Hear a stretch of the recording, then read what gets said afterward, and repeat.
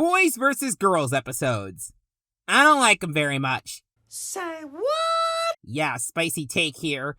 I can't stand you, Ash Ketchum! Gee, I'm heartbroken! If you've been in any sort of television review space, you've probably seen the disdain people have for this plot type. They try to tell a simple lesson, don't be sexist, by usually portraying only one side as sexist, usually the boys, even if said boy would normally never be sexist, just so the other side can put them in their place. I find both genders supremely disappointing. I could make this into a large video essay on how poorly done episodes of this caliber tend to be, or list examples where this plot actually worked, but you know what?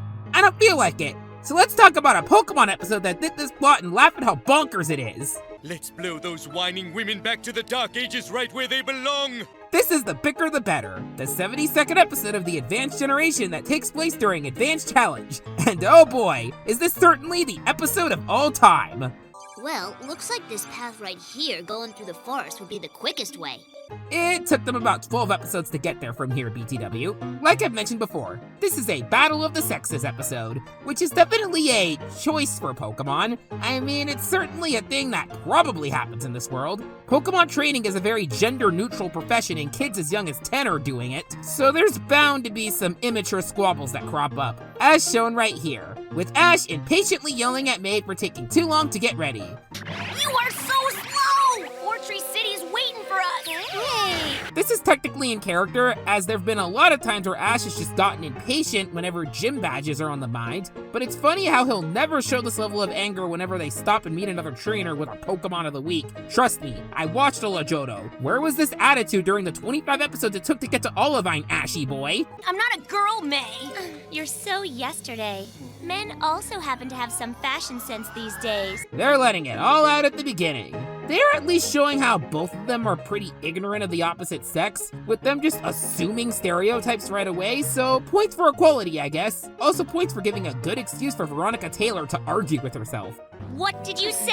You heard me! Wanna know what your problem is? I already know! So they fight a bit until this couple named Oscar and Andy show up. Seeing how much in love you two appear to be. Don't fire up the shippers, please. I already talked about the girls who simped Brock, so I've seen enough ship talk in my comments. Us in love?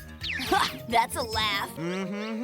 That's what young lovebirds always say. And fighting's the first sign of love. What are you implying about your relationship here? I could critique how gimmicky these two are, but this is actually not too far from how your average NPC trainer in the games act. Young couple is even a trainer class. They also have the two Nitos, because of course they do. Brock's also hitting on the girl, and I'm just waiting for this guy to clock him for it. How about I try pumping some sense into you? These two are here to teach the concept of double battles, or tag battles as they call them in this episode, just teaming up with someone for a battle.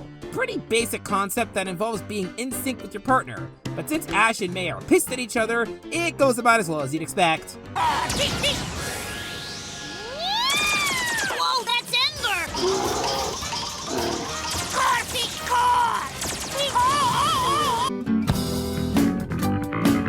So after they use their power of love to own Ash and May, they do the same for Jesse and James. Excuse me, seemingly happy couple. Huh? Do they just walk up to any guy and girl together and say that? Presumably if they're around the same age? Please stay away from the Moss Deep Gym. No! God, please, no! No!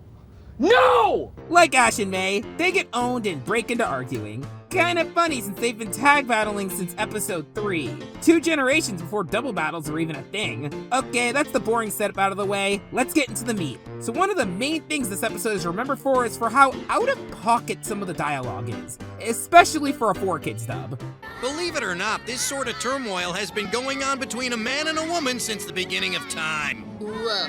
I'm just imagining Arceus and Mew annoyingly watching a caveman and woman argue over who left the toilet seat up. Yes, I know that last part doesn't make sense, but we're here for the laughs. Now, Ash and May's sexist squabbles make sense. It was triggered by their argument at the beginning and the battle just added fuel to the fire. But Jesse and James kinda walked into theirs. It started off with them just blaming each other for the loss, and then it devolves into insults. Incompetent, blue-haired big mouth. Oh yeah? Well, at least I'm not ugly! Now that's crossing the line, Buster! Ugly, ugly, ugly. ugly. Jesse is so ugly. They're more childish than the two 10-year-olds. And then they both just drop this. I can't tell you how much I hate women. Me too! Wow, Team Rocket, uniting all peoples by negatively influencing the next generation. Ash's face in the bubble just says it all. So yes, because Jesse and James got fueled to Team SEXISM, they're now teaming up with May and Ash respectively in a tag battle. The best part is that Meowth, Max, and Brock are just done with this already.